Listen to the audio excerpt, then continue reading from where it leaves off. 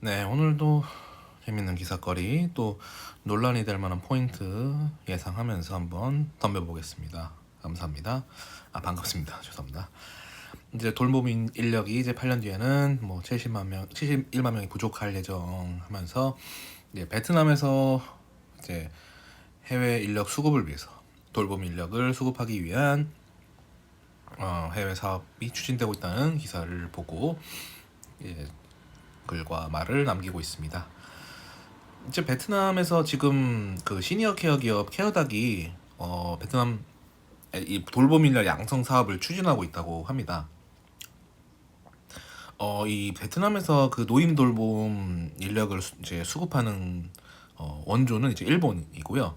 일본의 많은 이제 베트남 노동자들이 그 노인 돌봄 현장에 많이 투입되다고 하죠. 이제 노인 뭐 요양보호사죠. 일본에서도 어쨌든 어떤 뭐 용어로 불리는지 모르겠지만 뭐 어쨌든 한국의 요양보호사 같은 뭐 간병인 같은 개념으로서 베트남 인력이 대체하고 있는 부분이죠.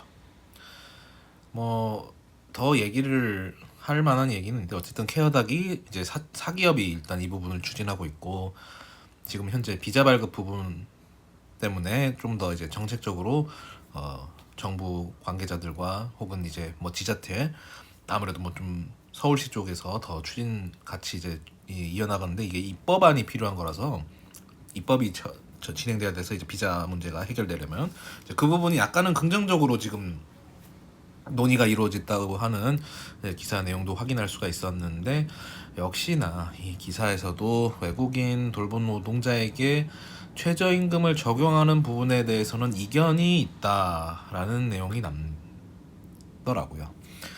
결국 이제 외국인은 싼 값에 써야 제맛이라는 의견이 빠지지 않는다는 게 참 착잡합니다. 저는 저야말로 이제 외국 동양인 간병인으로서 호주에서 6개월 물론 이제 한국에서 더 많이 4년 7개월 했지만 어쨌든 요양보호사로 지냈죠. 호주에서는 뭐 퍼스널 케어 어시스턴트 뭐 에이지드 케어러 뭐 이런 식으로 불려 왔는데 뭐 영어니까 있어 보이지만 어쨌든 간병인이죠.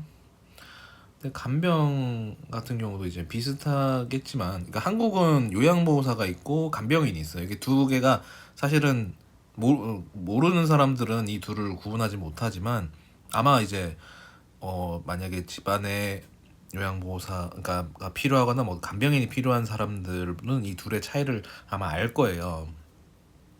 굳이 설명은 두 둘의 차이는 크게 지금 내용과는 관계없어서 넘어갈 부분이고 어쨌든 제가 이제 호주에서 이제 어쨌든 외국계 간병인으로서 살았던 경험을 하다 보면 굉장히 체계적인다라는 느낌이 들어요.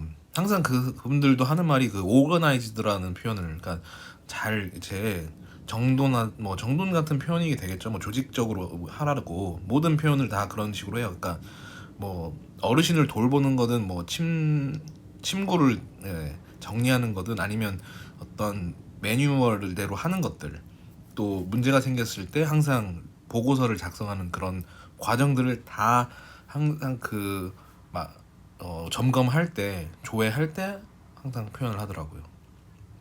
그래서 확실히 체계적이다라는 느낌이 들었고 또 급여 대우라는 게 그 원래 호주라는 나라가 워낙 그 거의 최저임금이 거의 복지 수준으로 잘 되어 있어가지고 또 그거를 내국인들도 그렇게 받고 외국인 노동자들도 그렇게 받으니까 비자가 정상적인 경우면 사실 비자가 제대로 되지 않으면 당연히 고용도 안 되겠죠. 그래서 같은 법적인 조건에서 근무를 했기 때문에 그들의 최저임금이 나의 최저임금이다 라는 이름 그러니까 호주인들의 최저임금을 받는 경우면 나도 그들의 외국인 노동자지만 동일하게 최저임금을 받는다는 마음으로 일을 한 거죠. 그리고 뭐 한국에서도 최저임금 받는 거에 대해서 당연히 뭐 호주에서 받는 걸 생각하면은 더 많이 떨어지지만 최저임금이라는 건 어쨌든 그 나라에서 그러니까 한국이라는 공간에서 어쨌든 인간적인 삶을 살 수 있는 최저의 생계 조건을 급여로 이제 환산해서 책정한 게 최저임금이니까 큰 불만은 없습니다.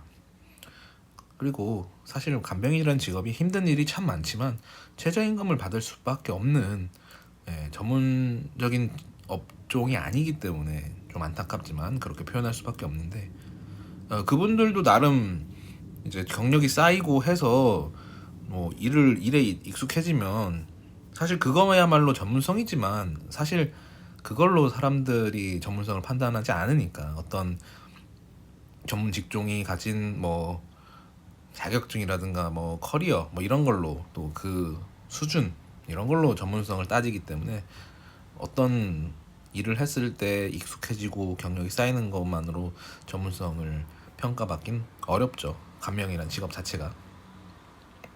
근데 전문성은 인정받지 못하는 직종인데 또 책임져야 되는 부분이나 노동 강도는 사실 받는 급여에 비해서 좀 압박이 좀 심한 직업이죠. 왜냐하면 삶의 이제 어떤 마무리 단계에 있기도 한 어르신들을 다루다 보니까 사건 사고가 일어날 수밖에 없는데 그런 스트레스를 이제 받으면서 일을 하는 부분이죠. 그리고 이제 한 가지 더 큰 점이 제가 요양보호사를 하면서 느끼는 게 노인이 노인을 돌본다. 극단적으로 말하면, 그러니까 나이 든 분들이 요양보호사를 하고 있고 그 연령대가 점점 올라가고 있는 거죠.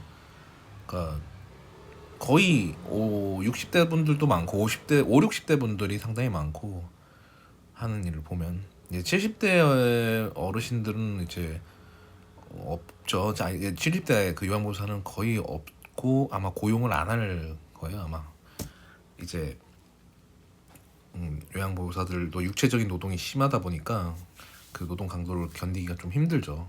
그리고 또 요양보호사가 대부분 여성인 경우가 많습니다. 그러니까 여성 노동자로서 그 육체적인 부분까지 다 케어를 해야 하기 때문에 그래서 더 노동 강도라든가 어떤 스트레스가 더 큰 부분이 더 작용할 수 있겠죠.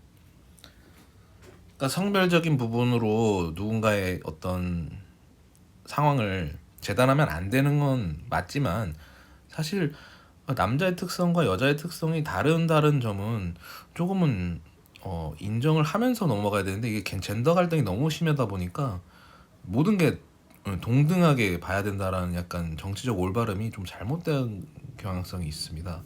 어쨌든 여성이고 또 나이 드신 노동자들이 많이 몰려 있는 직종이기 때문에 노동 강도라든가 또 책임져야 되는 상황에 대한 그 부담감이 상당한 직종이죠. 그래서 이런 경험을 하게 될 베트남 돌봄 인력에 대해서 단지 베트남 외국인이라기 때문에 그 싼값에 써먹을 대상으로 취급한다는 게 제가 좀 안타까운 부분입니다. 그러니까 왜 돌봄 인력을 수급하려고 할 때 최저임금을 줘야 된다 말아야 된다로 이견이 나온다는 것 자체가 너무나 이게 저는 성숙하지 못한 태도라고 보거든요. 아니, 그 사람들은 싸게 해가지고 우리 이제 어르신들을 돌봄으로써 우리가 발생하는 그런 복지 비용이라든가 사회적 비용을 절감하겠다라는 것 자체가 너무 어떤 인간 대 인간으로서 서로 존중하지 않는 것 같아서 좀 불편한 마음이 항상 느껴집니다. 외국인 노동자라는 사람에 대해서 물론 그 사람들이 문화적 차이 때문에 우리에게 상처를 주기도 하고 불편감을 주기도 하지만 우리도 한국인으로서 밖에 나가서 하는 행동들이 과연 그 뭐 서구권 인물들 혹은 뭐 다른 문화 속에 있는 사람들에게 있어서 과연 항상 좋게만 보일지도 고민해야 될 부분이라고 생각이 듭니다. 우리도 우리에게 있어서 꼴불견스러운 모습이 있고 불편한 문화적 습관들이 분명히 우리가 내재되어 있는 걸 깨닫지 못하는 경우가 있거든요.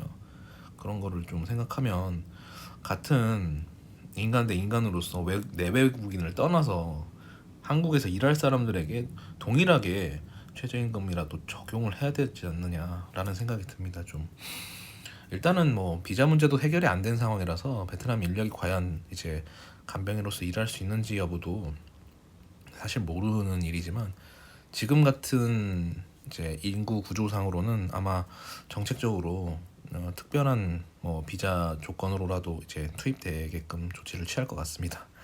사실 요양보호사라는 직업으로 취업 비자를 받을 수 있다는 게 엄청 이제 혜택이거든요. 제 입장에서는 상상도 할 수 없는, 만약에 이게 제 입장에서 보면은 한국인인데 호주를 요양보호사로 가는 데 있어서 특별히 이제 취업 비자가 나올 수 있다라는 건 사실 말도 안 되는 일이긴 하죠. 왜냐면 호주나 캐나다는 엄청 치열하니까 그런 걸로는 영주권이 아니고 취업 비자가 나오지도 않고요. 근데 한국이나 일본 등은 이제 취업 비자가 나와야 될 만큼 이제 인력 수급이 어려운 상황이라서 이제 그런 이야기들이 논의되고 있죠.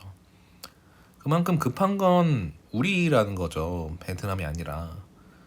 근데도 최저임금을 이견이 있다는 것 자체가 아직도 사람을 헐값으로 쓰려는 그 천박한 자본주의 정신이 지배하고 있다는 점이 좀 안타깝고요. 제가 외국인 노동자에 대한 얘기만 나오면 좀 과몰입하는 경향이 있네요. 아무튼 좋은 소재가 있으면 또 이야기해 보도록 하겠습니다. 감사합니다.